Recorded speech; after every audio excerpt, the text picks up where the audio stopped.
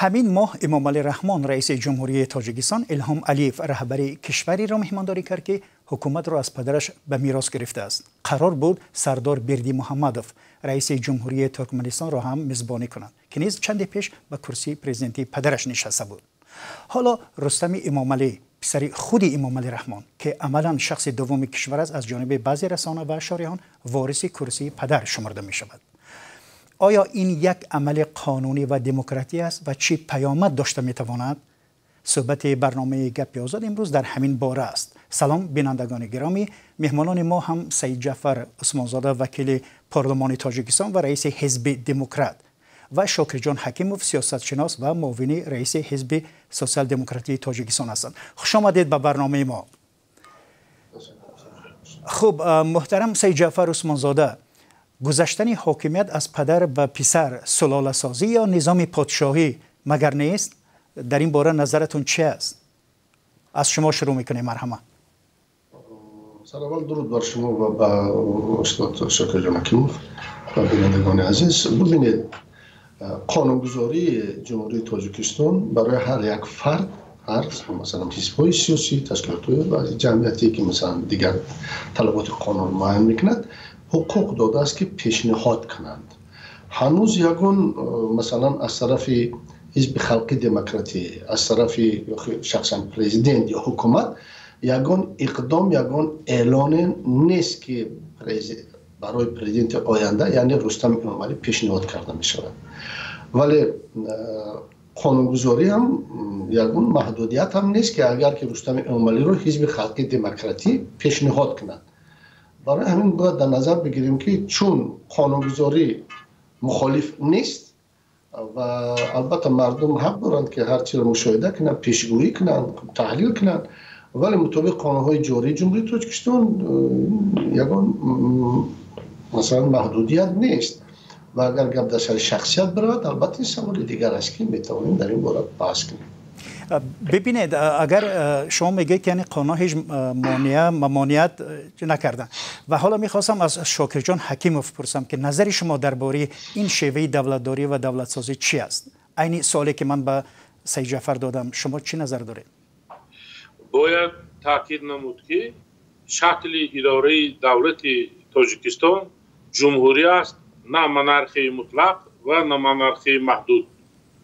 و یکی از استراتژی‌های دولتداری که طرز اصول جمهوری را اعتراف نموده است با در نظر داشت رأی و اراده مردم طریق انتخابات و در زمان مقرر نموده برگزار نمودن انتخابات ها می باشد.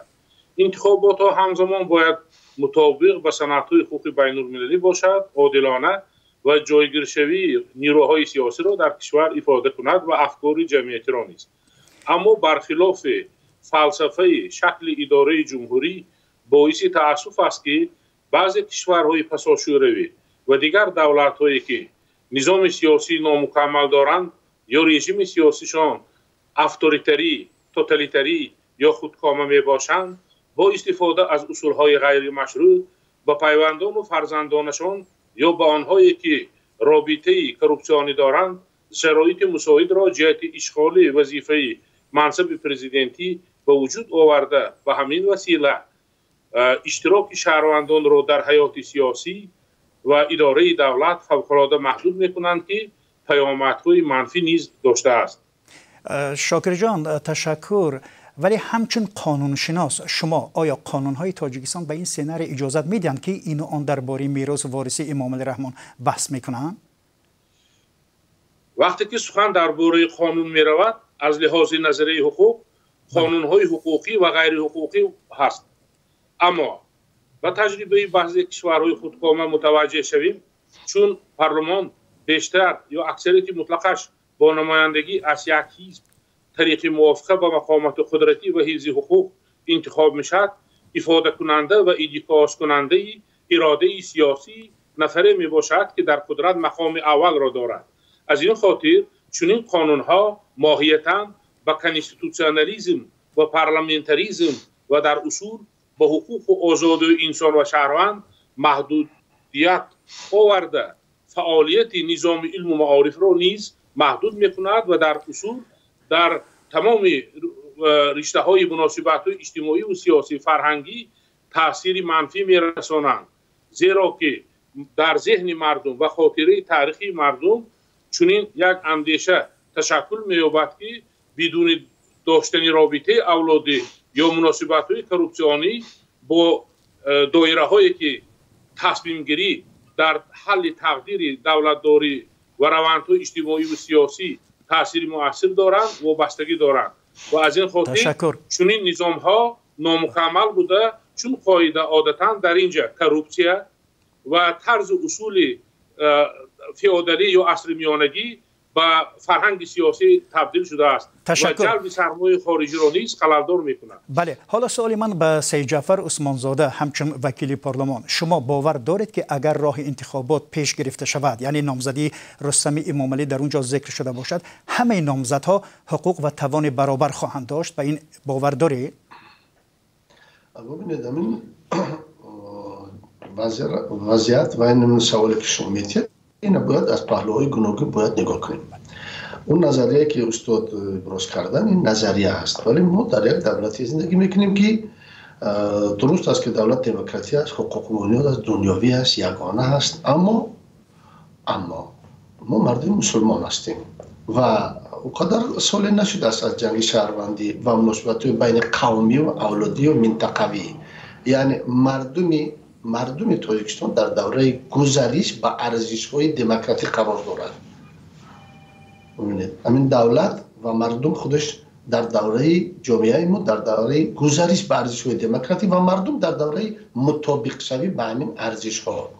و البته هر حزب حکمران و هر کسی که مثلا سر قدرت می‌آید، خب البته حق دارد که دیگر اون بیشتر نفوذ بگیرد، هم در پارلمان هم در اداره دولت. و البته چون پرزیدنت کسی که نشود، البته حزبیو در اداره دولت بیشتر اشتراک میکنند و دیگر مشکلات های دیگری که میشد اونا باید که پیشگیری کنند. دیگر اینکه در دنیای امروزه که ما داریم با ارزش های زندگی فرانسه و انگلیس و امریکا ما زندگی کردن نمیتوانیم. باید اون کتابا رو کمتر یک طرفتر بمانیم، باید با واقعیت زندگی امکانات رو باید ما زندگی کنیم. درست است که همه حق دارد، حزب‌های سیاسی حقوق دارد، مثلا رستم امامعلی حقوق دارد، جناب پرزیدنت. دیگر اینکه حالی مثلا جناب پرزیدنت سلامتیش خوب است، تا سال 2027 قانونگذاری او را معین کرده است، انتخاب شده است و باید پرزیدنت باشد. حالا خیلی بر وقت است که در این باره ما حرف بزنیم، چون که وقتی چی هم نامده سلامتیش خوب است. دولت در یک زینه رشد، در یک زینه معتدلی اجرای وظیفه‌های خودش، مکانیزم دولتداری هست، ثبات آرام تامین است و دیگر فونکسیونی که دولت وظیفه دارست اون میکند. ولی کمبودی البته در همه جا هست. کمبودی رو میبینیم، زینه به زینه اسلام نشوند. خب ما اینقدر اقتدار داریم، دولت ما در یک موقع گئوگرافی و همین فشارهای سیاسی منطقوی دولت‌های برخوردار و دیگری هست که خب من از این دیگه زیاد چه دیدن نمیتوانم و فکر میکنم که بعضی طلبات و هوس‌هایی که زیادی که میکنیم نسبت دیگرگون کردن دولت، ساخت دولت داری و دیگر و فکر میکنیم چیزا بسیار بر وقت است. ما در چنین وضعیت در یک جامعه جهانی زندگی میکنیم که میتونیم بسیار چیزا را از دست بدیم. تشکر. شما در صحبت پیشتر گفتید که تاجیکستان کشوری حقوق بنیاد دموکراتی است. آیا این پایمال شدن حقوق دیگران نیست؟ کنستیتوسیون تاجیکستان همه را دارای حق و حقوق برابر میداند. چرا مثلا فرزند شما یا هر کس دیگری که ذکاوت استعداد رهبری را داشته باشد نتواند رئیس جمهور شود؟ ببینید، بیاید در مقایسه با اگر رستم امامعلی شما خود مقایسه کنیم، خب شما شخصا با او صحبت نکردید، از پیش اون لیاقت و مثلا صفات‌های آدمیت، صفات‌های رهبری و ندیدید. نه فرزند شما نه من وقتی که در مجلس یک جایه مجلس نمایندگان و مجلس عالی میشود، اون اداره کردن، گذراندن جلسه های مجلس عالی، جلسه های یک جایه مجلس عالی و دیگر اداره شهر و داشتن نفوذ در اداره شهر این کاری آسان نیست که هر کس کرده بتواند. در همین جامعه ما که اسلامگرایی خیلی بالا رفته است و محل پرستی و قوم پرستی و منطقه جداشوی هنوز ریشه‌کن نیست. یعنی برای اداره نمین دولت و منفعت‌های ملی باید حزب است، گروه است، نمیدونم اون کی است، یک باید باشد که این دولت اداره کند و منفعت‌های ملی را پیش از همه بالاتر بگذارد. تشکر. درباره لیاقت رستم امامعلی ما صحبت میکنیم، ولی سوال من از شاکر جان حکیموف، اگر ساده نگاه کنیم از دست یک عضو خانواده به دست عضو دیگری خانواده گذاشتن حکومت یک کشور 10 میلیون نفری مثل خصوصی کردن حکومت و یا آن کشور به نظر نمی رسد؟ در 30 سال استقلالیت یک تجربه خیلی بد شده است و اون به عنعنه و عادت معاشرت و مناسبت تبدیل یافته است که خوب نیست. برای یک زمان محدود یک نفر میگیریم، در چند منصب تعیین میکنیم و به طور سنی از وی آدمی با استعداد، کادری با لیاقت، دانشمند، با صلاحیت میسازیم. این نادرست است. من 10 نفر را نامبر کرده میتوانم که نه تنها در مقام رستم امامعلی، اینچنین وزیرها، رئیس ولایت و شهرها و ناحیه ها و در مؤسسه های تحصیلات عالی و نظام اکادمی علم ها بهتر و بیشتر و خوبتر برای منفعت ملت میتوانند خدمت کنند.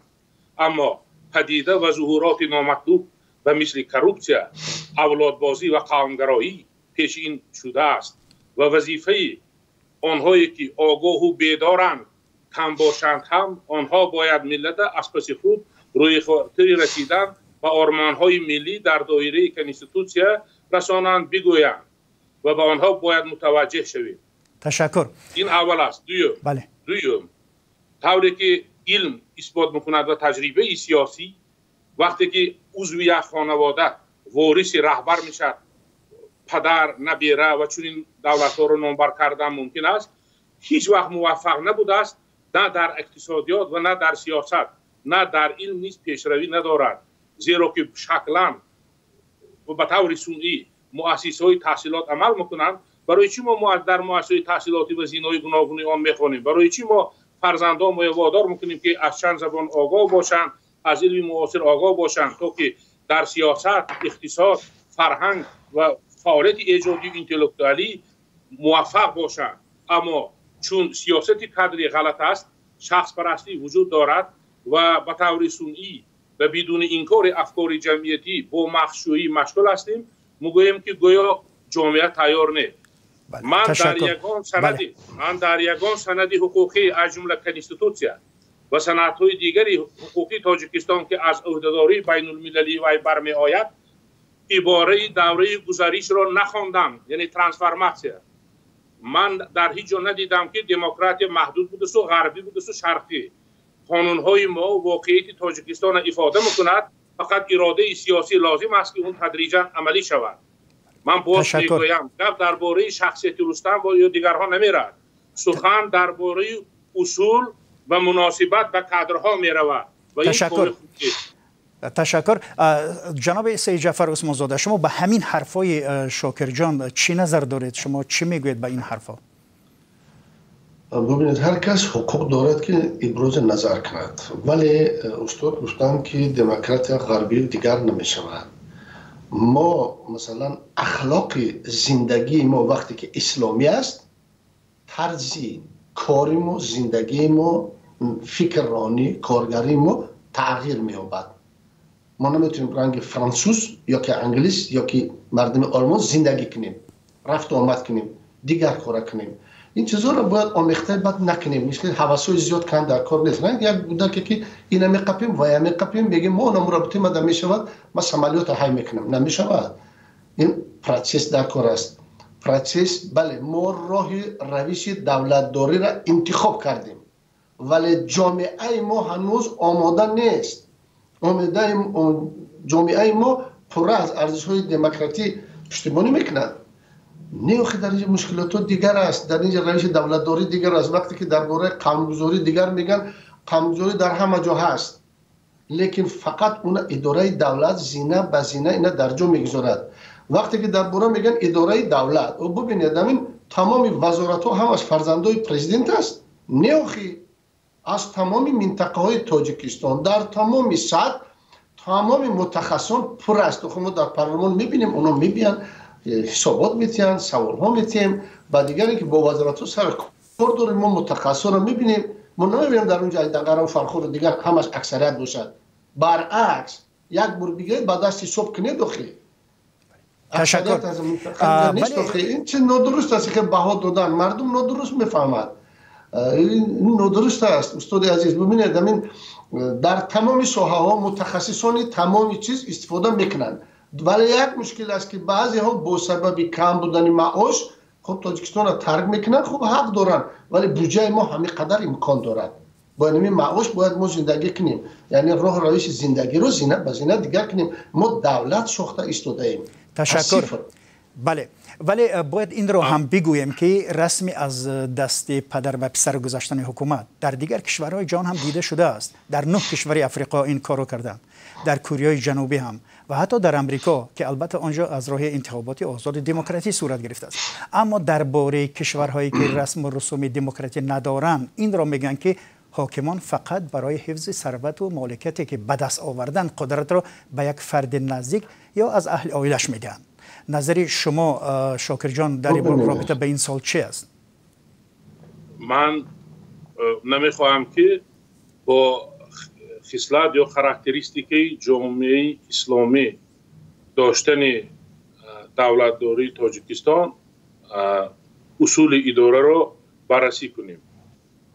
من از آن بر نقطه نظر من و زمینش آن است که کنستیتوسیا و سنت‌های حقوق بین المللی مردمی روشنفکری تاجیکستان و آگاه و بیدار جانبدار شکل اداره جمهوری و نگاه داشتن ماهیت اساسی ساخت کنستیتوسیونی، یعنی دموکراسی، دنیویت، اجتماعی، یگانه و غیره. در این خصوص باید شک و شبهه نباشد. ولی من و دایره های معین شهروندان که جرأت گفته ندارند، چون که مسئولیت شهروندی آنها را وادار میکند حساس هستند، فقط با تاکتیکا و بعضی مسئله هایی که با واقعیت دولتداری همچون پدیده و ظهورات نامطلوب تشکل ساز و در ذهن مردم جا می شود، اون پیشگیری کردن است. از این خاطر اگر در کنستیتوسیا و قانونگذاری معیار هست، سنت‌های حقوقی هست، باید از نقطه نظری فلسفه حقوق و رعایت روحیه قانونگذاری و کنستیتوسیا عملی شود. یگان بهانه باعث آن نشود که امکانیت اشتراک آزاد را در انتخابات عادلانه خللدار کند. و من هیچ تصور نمیکنم که انتلکتوال های تاجیکستان کوشش برهم دادن تاجیکستان را دارند یا آن را با ازبکستان رفته پیوست کردن یا شوروی را برقرار کردن یا دولت یگان دینی بنیاد کردنی باشند. این همش مانیپولیاسیه، این اساس ندارد. دویم، درست شکلا گویا نماینده ها از منطقه های مختلف تاجیکستان در زینه های گوناگون دولتداری هستند، ولی نه آنهایی که شایسته، دانشمند، عقل و فراست، تمیز، مسئولیت دارند و جوانمرد می باشند. تحلیل هست، اثبات کردن یگان مشکلات ندارد. آنهایی که با همدیگر هم رابطه اولادی دارند یا همسبق هستند یا خدا هستند، در این زمینه اونها را جلب کردن و گلخت و کوچاندن شلپ چیناندن که هیئت حکومت خوب نمیشد و دولت آبرو نمیگیرد. موضوع این است و این است که هر لحظه باید ما درباره دموکراسی و معماهای دموکراسی و مشکلات علت‌های دولت سازی گپ زنیم تا که اصلاح شود و مسئولین مربوطه دولت گوش شنوایی باید داشته باشند تا که صفت زندگی مردم بهتر شود، شعارپرتویی ها کمتر، زمینش انتخابات عادلانه. ولی وقتی که ما به طور سنی شخصیت سازی میکنیم، کادرهای میسازیم، بیشترش مردم میدوند که در چند پول هست و چند میست و با کی در قفاش کی هست و کی مساعدت کرد، کی میانروی کرد و میانی چندین کادرهای به قوت شکستیم، اینا همه میدونند. درباره کشورهایی که رسم و رسوم دموکراتی ندارند این را میگویند که حاکمان فقط برای حفظ ثروت و مالکیتی که به دست آوردن قدرت را به یک فرد نزدیک از اهل عائلش میدن. من کاملا موافقم. یعنی چی؟ وقتی که مشاهده میکنه اگر دلشان به دولت سوزن، آنها باید قانونهای مکمل قبول کنند، سندهای رو قبول کنند که زمینه جهت رشد استوار دولتداری باشد و در تشکل افکار سیاسی افضلیت و اولویت استراتژی دولتداری دموکراسی دنیوی رو جا کنند. اما وقتی که میبینیم که منصب این اساسی دوراتر شدن از امتیازهای دولت سوء استفاده کردن، زمینه گذاشتن برای رواج مناسبت‌های کروپسیونی است و دیگر حالت‌های خصوصیتی سوبیکتیو بر علیه امنیت ملی و زمینه‌های دولتداری و تحکیم استقلالیت مالیوی و اقتصادی و فرهنگی آن است، باید تدبیرها اندیشیده شود.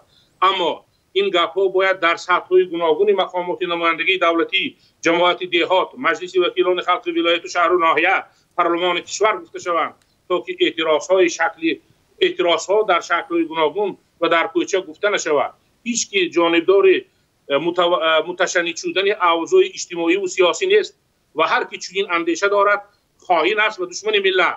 اما هر روشنفکری که از درد دل روی خاطر بهتر شدن دولتداری و به سطح صفت نو برآوردن طرز اداره آن و تغییر افکار بین المللی کوشش میکند، ما باید احترام قائل شویم، نه اینکه آنها را از تمام منبعهای زندگیشان محکوم و محروم کنیم.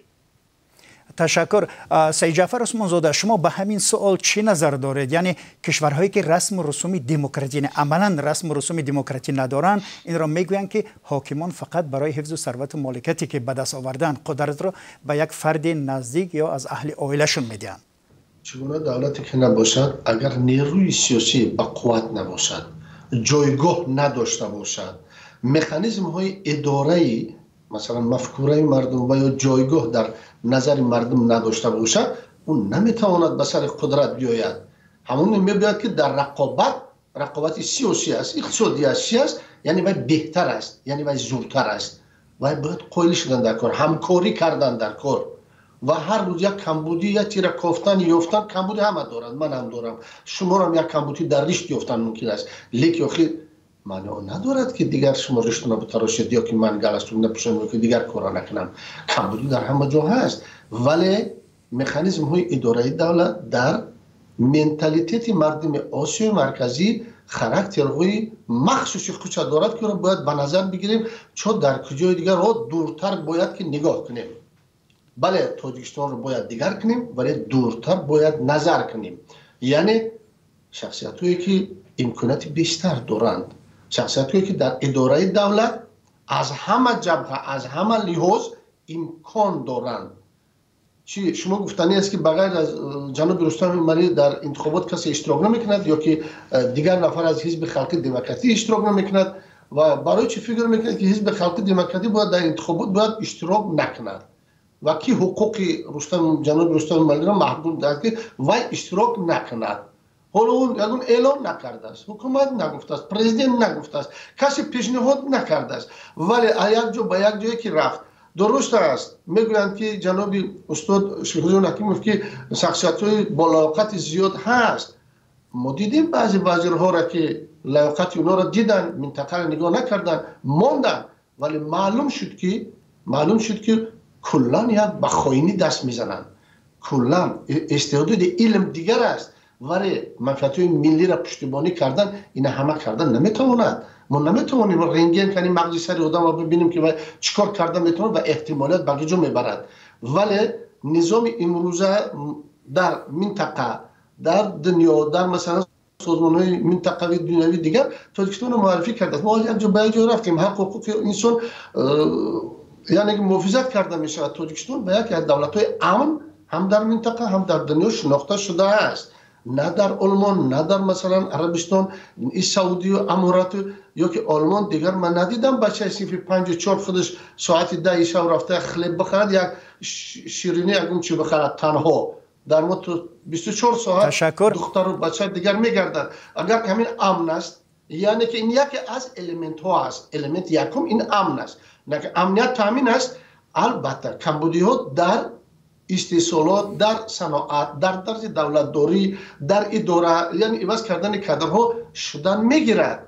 ولی دولت هم مثلا با فکر و عقیده ما گوش میدهد که ما بعضی را تنقید میکنیم، استعفاش دعوت میکنیم، بسیار سخت طلب میکنیم، حکومت هم که گوش میدهد. یعنی که باید در نظر ما، همچون رئیس حزب دموکرات تاجیکستان، من از حزب خلق دموکراسی نیستم، لیکن در همه مثلا حالت ها موقع حزب دموکرات مردم پیشنهاد میکنم اونا که قبول میکنن یعنی باید از روی عقل سواد تجربه و امکانیت ها و منفعت های ملی باید ما پیشنهادهای علمی اساس شده به حکومت بکنیم فقط در کوچه این نمیشود و این نمیشود این قطعی نمیشود پیشنهاد و پارلمان به حکومت کردن در کار ما پیشنهاد ما به کلام میگیریم مثلا میبینیم در اساس همون پیشنهاد مردم اراد مردم تغییرات علاوه هر روز با قانون ها تغییرات علاوه میشد برای چی برای که در بعضی حالات ها قانون کار نمیکند یعنی در اساس مشکلات های مردم تغییرات علاوه وارد میکنند که قانون کار کند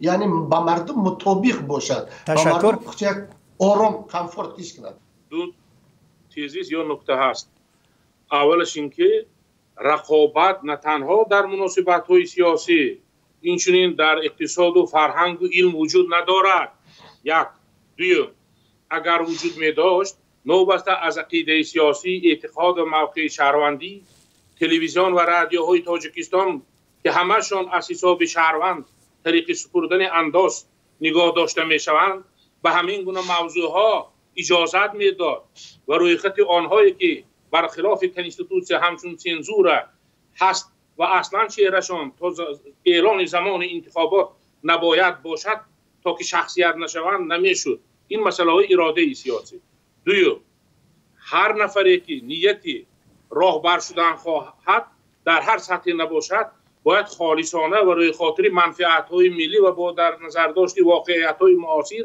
و برخورد در تمدن ها رود اگر در کردار و رفتارش همه ظاهر شوی عمل های علامت های جنایت باشد از محلگرایی سرکره تا کروپسیا و خائنی باریای اصول احتمالیت بیگناهی مقامات وکالتدار حفظ حقوق تاجیکستان و امنیت به سود مراجعت کند و سود بررسی کند اینکه نامزدهای احتمالی را علکه نسنجیده ندیده به آنها وظیفه باور نکرده گویا که آنها دشمن ملت یا محلگرا گفتند این گونه یرلیک چسباندن این غلط است پارلمانت امروزه نمیتواند افاده‌گری آرمان‌های تمام قشر اجتماعی تاجیکستان باشد زیرا که نتیجه انتخابات عادلانه نیست انتخابات ها تحت نظارت کمیسیون مرکزی ولی با دستورهای دیگر اداره ها برگزار گردید من همچون نامزد و دیگرها نیز میدانند اگر با وارد شدن 15 نفر روشنفکرای تاجیکستان و مثل حاجی محمد عمرو شاکر جان حکیمو رحمت الله زایرو یا چند نفر دیگر فقط ملت آباد میشه و با شنیدن ایرادها در زمینه رعایت آداب کسبی قانونها باز هم مکملتر گردیده استوار نیست خواهد بود. مهمانان گرامی همکاران ما در دوشنبه پایتخت کشور از چند رهگذر هم درباره تحویل حکومت از دست پدر به پسر چند سوال کردند که حالا همراه میبینیم و سپس صحبتمون رو ادامه میدیم. مرحمت. مقصد ما اگر تعیین سرور دولت سنج باشد ما در همه وقت آبادی وطن صلح و صلاح که ما شبو در خانه خودمون نظم کنیم ساعت کنیم خواب کنیم چی گفتن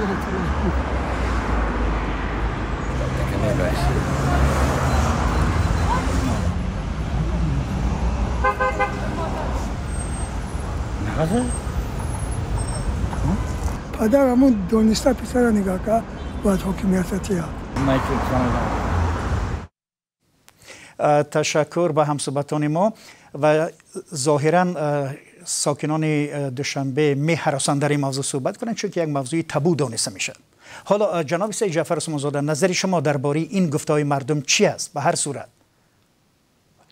ببینید طبقه‌های گوناگون جامعه وجود دارد. این مردم کوچه است با مردمی که در کارخانه‌ها کار میکنند و هر کس حق حقوق دارد نظر خودش ابراز کند و این شما مثلا 5% مردم حالی نپرسیدید اما یک 10 آدم پرسیدید برای همین هر کس حقوق دارد و انتخابات بود در اون وقت معین می شود مردم باید پیشنهاد کند یعنی ابراز کند ما فکر نمیکنم که اگر کسی در اینجا میگفت که رستم عمل نمیارزد و برده حبس میکردن نه نیست برای همین فکر اقدش هر کس بگد آزاد گفتن بگیرد اینا شکر جان حکیموف برادر عزیز میگد که یکم کسی میره حبس میکند نه هم کس کارش ندارد میگه آزاد گام بزند کن. تشکر. بدش مهمانان گرامی، یک کمی به نظر گیرید وقتی برامون هم کوتاه است، برای زود باید ما به سوال پاسخ گیریم. شاکر جان حکیموف، نظر شما چی بود درباره صحبت‌های سه راهی همکاران ما؟ مرحمت.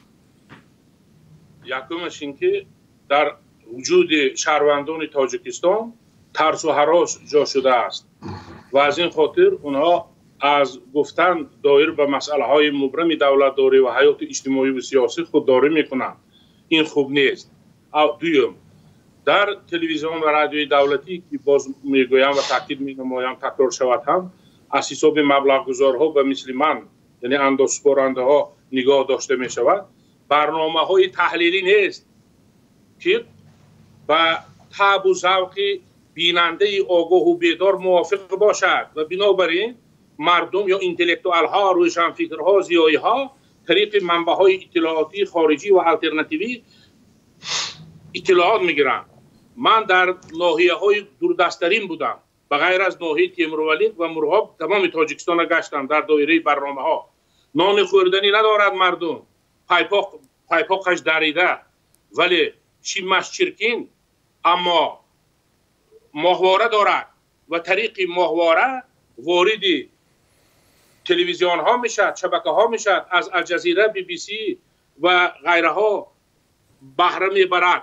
و حالا بگذاریم به شخصیت و لایق بودن میراثبر. اینجا و اونجا میخونیم که رستم امامعلی مهارت و استعداد کافی برای رهبری ندارد. جناب شاکر جان حکیموف، نظر شما رو میخوایم در این باره بدونیم. یعنی تا کجا رستم امامعلی از دید شما استعداد و مهارت رهبری را داراست و شایسته است؟ من فکر میکنم که انی خود دقیق گپ زنم، چون که پروفسور سایه خوب هست. خیلی فشرده، خواهش میکنیم. من به شخصیت و هویت رستم امامعلی کار ندارم، ولی وقتی که رستم امامعلی و دیگر کادرهایی که گویا که نیستند در جهان هستند با خودم بر این چک‌ها خودم بر اینها قیاس میکنم، سطح دانش، مهارت سخنوری، قابلیت گفتن، مسئولیت شناسی، صمیمیت در مناسبت با مردم، زمینه‌های داراگیشان، طرز و اصول زندگی، تربیت فرزنداشان بعد بها میدم. تشکر. جناب سید جعفر عثمانی، به شما میگذاریم. یعنی که میخوایم بدانیم که تا کجا رستم امامعلی از دید شما استعداد و مهارت رهبری را داراست. مرحمت، تا کجا شایسته است؟ ببینید، سرول از اون که این شخصیت در عائله پرزیدنت کلان شد. ببینید در اونجا مدنیت و اخلاق و طرز عائله‌داری دیگر است، عادی نیست. پرزیدنت با مثلا همه وزیرها متخصصون گفت و شنود میکند، گپ میزند. دیگر پهلوش که مثلا در گمرک کار کردن، تمام همون مبلغ هایی که دیگر شخصان با نفوذی که نمیسپردن دیگر اونجا به ترتیب در آورد. کمیته کار با جوانان نفوذ اون دیگر کرد، خوب تر کرد. در حکومت شهر هم خیلی تغییرات زیاد هست. خیلی من شخصا، شما رستم امامعلی از پیش ندیدید، در صحبتش نبودید. من شخصا بودم در صحبت همین آدم. همین شخصیت باور کنید بسیار حلیم، بسیار خاکسار، بسیار با تمکین، نگاهی بلند ندارد، گپ نمیبرد، داد نمیزند. یگان وقار، یگان چیز المنتی مثلا که آدم شان و شرف پس کند یا که محدود کند نیست. در حضور آدم بسیار خودش آزاد حس میکند، بسیار نگاهی گرم دارد، بسیار یک صحبتی گرمی، همین یک عادلانه دارد. و من حس نکردم که این آدم بی‌سواد است. من از دانش او حس کردم که این شخصیت دارد، اینتלקت بلند دارد، اینتלקت بلند دارد این آدم. فقط البته یک رستم امامعلی با پرزیدنت اگر شود، جناب رستم امامعلی و تنها که همین دولت اداره نمیکند. ما وزیر داریم، پارلمان داریم، پرزیدنت اساسدار صلح و وحدت ملی خب مدت جبهه‌های اساسی راهبری میکند. تمام ساختارهای امنیتی داریم. دولت تمامی مکانیزم های اداره دولت و اقتصادات کشاورزی و دیگر همه را ایجاد کرد. این مکانیزم کار میکند. تشکر. جناب اسماعیل زاده، سوال بعدی ما هم در رابطه به همین موضوع است. یعنی در حال حاضر دارد. بله. همچون شخصیت همچون انسان اینتלקتی بهترین دارد. تشکر. من برای این گپم جواب میدم. من از نزدیک با این شخصیت صحبت کردم. من میدونم همین انسانیت در واقع آدم حلیم خاکسار است. این خیل فرزند، این خیل متخصص در سطح اداره دولتی ما بسیار کم است. تشکر. و در پایان برنامه با چنین قدرت چنین طبیعت آرام و نظر بلندی ندارد. بله شما گفتید، بله تشکر زیاد، بله شما گفتید و حالا میرسیم به پایان برنامه و در پایان برنامه میخواستم نظری هر دوی شما را بدانم که تا کجا تحویل قدرت و یا گذشتن حکومت از دست پدر به پسر اگر فرضی هم باشد از دست امام علی رحمان به دست فرزندش رستم امام علی برای تاجیکستان چی پیامدهای جدی سیاسی خواهد داشت؟ خواهش میکنم شاکر جان از شما شروع میکنیم، خیلی کوتاه و فشرده خواهش میکنم. مرحمت. منم با تحمل هستم. در عائلم اخلاق، عنعنه و عرف و عادت ملی و دینی رو رعایت میکنم. 4 فرزندم تحصیلات عالی دارد. یکیش دکتر علم است دخترم، پسرم به قربی نامزد علم می شود. این اول است. دوم اینجا صحبت من از خاکساری دروغین تاجیکی بیزار هستم، از این خاطر آشکارا صحبت میکنم. عزت نفسی هیچ کی برسته نه، لیکن انتخابات عادلانه و آزاد باشه، کفالت امنیت نامزد حمایت کنیم و از فردا اعتباراً با شخصیت‌های الهیده حزب‌های سیاسی بحث و مناظره را با رعایت آداب سیاسی تیم باوری کامل دارم که بگذار رستم امام علی انتخاب شود. شاید 51% گیرد، شاید 55، لیکن 99 و 98% نگیرد و فاجعه ملت است اگر در اطراف یک نفر یا یک خانواده گپ زنیم گویا که فقط این خانواده یا این نفر که دختر یا فرزند فلانی است امکانات بیشتری رئیس جمهور شدن دارد و دیگرها نه. سید جعفر عثمان زاده شما نظرتون چه است؟ و خیلی فشرده خواهش میکنم، یعنی پیامد انتقال قدرت چی خواهد شد؟ مرحبا. انتقال قدرت اگر از حزب‌های سیاسی کسی انتخاب شود، البته این مردم انتخاب میکنن و حالت معین میکند و اینکه رستم امام علی شود، اساسا برای ما یک چیز اساسی نام ثبات و آرام است که باید ما انتقال قدرت رو خیلی مثلا در همین جامعه آرامانه باید گذرانیم. یا تبادلات در بود در کار نیست، چون که در جایی که دولت تاجیکستان است جایگیر شده است. ما یگان این خیلی حواسای اروپایی را اینجا تخمین کرده و سنجش اکسپریمنت کردن نمیتونیم. نیست همونطور امکانیت در ما. یا چی میگه من میخوام کمونیستی را بگردم، یا چی میگه دولت اسلامی باشد، یا چی میگه دموکراتی باشد، منفعت‌های ملی، ولی این در دوش یک دولت است. یک جنایتکار را گفتم فقط ساختار حکومت میوبد، ملا نمیوبد و آدمی کمونیست هم نمیوبد، همین حکومت است، همین حکومت ساختارش میوبد. یعنی انتقال قدرت خواه جانب رستم امام علی است، خاص از کدام حزب دیگری هست، البته باید که در یک پیشبینی‌های سیاسی معتدل باید که جاری شود و فکر میکنم که گذشتن انتقال اگر به دستی جناب رستم امام علی هم شود، ما یکم چی باید نمیتیم. روند دولت داری یعنی مکانیزم ها و عهده‌داری هایی که ما دولت دارد در پیش مردم دارد، مکانیزم ها نقشه هایی که چند ساله قبول کردگیم، اینا روند خودشون تغییر نمی‌یابند، یعنی اینا زینه به زینه میشوند اجرا میشوند. ولی پدر از پسر میخواهیم نمیخواهیم باز یک فرقیتی دارد و البته با تغییرات های دیگر. تشکر. و بینندگان عزیز ما به پایان برنامه میرسیم. مهمانان ما شاکر جان حکیموف پروفسور حقوقدان سیاست شناس و معاون رئیس حزب سوسیال دموکراتی تاجیکستان و سید جعفر عثمان زاده وکیل پارلمان تاجیکستان و رئیس حزب دموکرات بودند. سپاس از شما که تا این لحظه ما را همراهی کردید. اگر پیشنهاد و یا نظری دارید لطفاً زیر برنامه ما بنویسید بینندگان عزیز. و من میرزا نبی خالقزاد بودم، برنامه رو پیش میبردم. تا برنامه دیگر، خدا نگهدار.